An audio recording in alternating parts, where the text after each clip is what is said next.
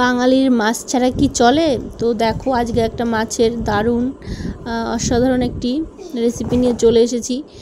তো এটা হচ্ছে ভেটকি মাছের পাতুরি। তো তার জন্য দেখো কি কি মশলা দিয়ে রেডি করে রাখছি।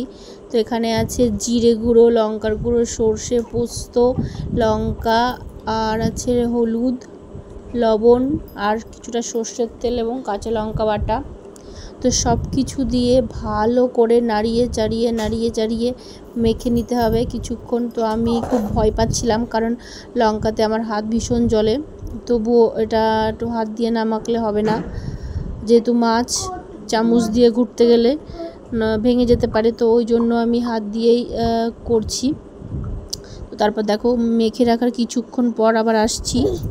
তো এই যে কলা পাতাগুলোকে একটু তেলে পিটোপিট করে সেঁকে নিয়েছি। এবার কলা পাতার মধ্যে এক এক টুকরো মাছ আর একটা করে কাঁচা লঙ্কা দিয়ে দিয়েছি, আর একটু একটু করে গ্রেভিটা দিয়ে দিয়েছি।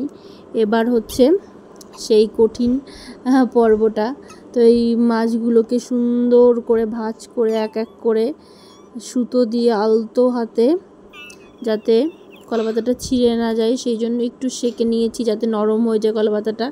এবার এই সুতো দিয়ে এপিট ওপিট করে ভালো করে, খুব জোরে নয়, হালকা হাতে বাঁধতে হবে, তা না হলে ছিঁড়ে যেতে পারে পাতা।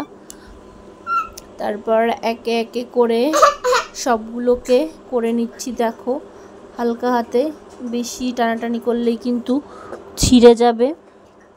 তো এটা কার কার ভালো লাগে জানিও। আমার তো ভীষণ খেতে ইচ্ছা করছিল অনেক দিন ধরেই, তাই আজকে বানিয়ে ফেললাম এত ব্যস্ততার মাঝেও। তো সেটা তোমাদের সঙ্গে শেয়ার না করলে হয় না আর কি।